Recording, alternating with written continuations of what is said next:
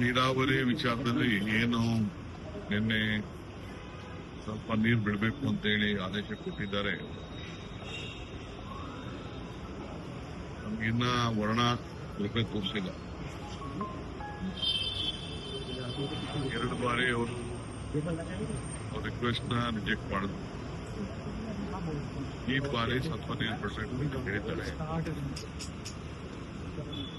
ನಾನು ಆರ್ಡರ್ನ ಅಪೀಲ್ ಮಾಡಲಿಕ್ಕೆ ನಮ್ಮ ಮಂತ್ರಿಗಳು ರಾಮಲಿಂಗಾರೆಡ್ಡಿಯವರು ಮತ್ತು ಎಲ್ಲ ಅಧಿಕಾರಿಗಳ ಹತ್ರ ಚರ್ಚೆ ಮಾಡಿದ್ದೇನೆ. Against the order we are appealing.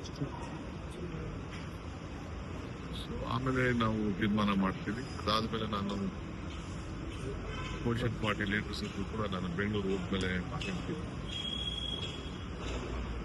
ಮಾತಾಡಿ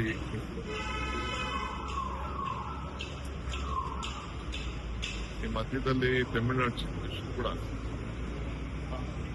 ನನ್ನ ಹತ್ರ ಬಂದು ಮಾತಾಡಲಿಕ್ಕೆ, ಕೆಲವು ವಿಚಾರಗಳನ್ನ ಮಾತಾಡಲಿಕ್ಕೆ ಅವರು ಇಂಗಿತವನ್ನು ವ್ಯಕ್ತಪಡಿಸಿದ್ದಾರೆ. ಚೀಫ್ ಸೆಕ್ರೆಟರಿಗೂ ಲೆಟರ್ ಬರೆದಿದ್ದಾರೆ. ನನ್ನ ಹತ್ರ ಫೋನಲ್ಲಿ ಮಾತಾಡಿದ್ದಾರೆ. ಕೂಡ ಗೌರವದಿಂದ ಅವ್ರಿಗೆ ನೋಡ್ಬೇಕಾದ್ರು ನಮ್ಮ ಕರ್ತವ್ಯ. ಆಯ್ತು ಬನ್ನಿ ಅಂತ ನಾನು ಹೇಳಿದ್ದೇನೆ. ಜೊತೆಗೆ ನಾನು ಕೂಡ ನಮ್ಮ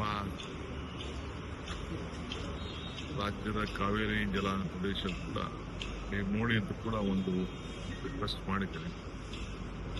ಅದಕ್ಕೆಲ್ಲ ವೀಕ್ಷಣೆ ಮಾಡಲಿಕ್ಕೆ ಹೆಲಿಕಾಪ್ಟರ್ ವ್ಯವಸ್ಥೆ ಎಲ್ಲ ಮಾಡಲಿಕ್ಕೆ ಕೂಡ ಹೇಳಿದ್ದೀನಿ. ನೋಡೋಣ ಯಾಕೆಂದ್ರೆ ಅವರು ಫ್ಯಾಕ್ಚುಯಲ್ ಅನುವಾದದಷ್ಟು ಬರೆಯಲು ಆ ದೃಷ್ಟಿಯಿಂದ ಇದೊಂದು ಮಹತ್ವದಂತ ನಿರ್ಣಯ, ಸೌಹಾರ್ದ ನಿರ್ಣಯ, ಅಭಿಪ್ರಾಯಗಳು, ವಿಚಾರ ಐತೆ ಅಂತ ನನಗಿನ ಅರ್ಥ ಆಗಿಲ್ಲ. ಬರ್ತಿನಿಂದಾಗ ನಾವು ಒಬ್ಬ ಅತಿಥಿನ ಗೌರವದಿಂದ ಸ್ವೀಕಾರ ಮಾಡಬೇಕಾದ್ರೆ ನಮ್ಮ ಕರ್ತವ್ಯ. ಆಯ್ತು ಬನ್ನಿ ಅಂತ ಹೇಳ್ತೀನಿ. ಅದಕ್ಕೆ ಸಿದ್ಧತೆ ಕೂಡ ನಾವು ಮಾಡ್ತೀವಿ.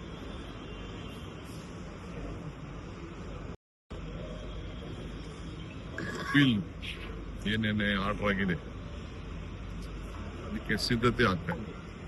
ಇವತ್ತು ಅಡ್ವೊಕೇಟ್ ಜನರಲ್ ಮತ್ತು ನಮ್ಮ ಲೀಗಲ್ ಎಕ್ಸ್ಪರ್ಟ್ಸು ಎಲ್ಲ ನಮ್ಮ ಅಧಿಕಾರಿಗಳು ಅದಕ್ಕೆ ಸಿದ್ಧತೆಯನ್ನ ಮಾಡ್ಕೊಳ್ತಾರೆ.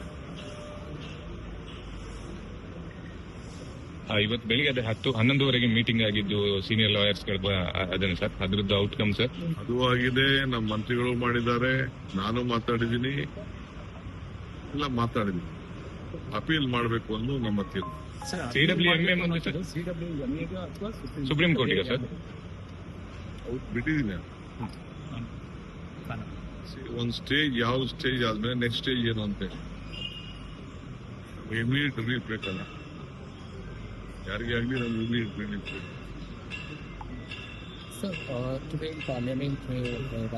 If you like this video ಬೇಗ ಲೈಕ್ ಮಾಡಿ, ಕಾಮೆಂಟ್ ಮಾಡಿ, ಶೇರ್ ಮಾಡಿ ಹಾಗೂ ಯೋಯೋ ಟಿವಿ ಕನ್ನಡವನ್ನು ಸಬ್ಸ್ಕ್ರೈಬ್ ಮಾಡಿ.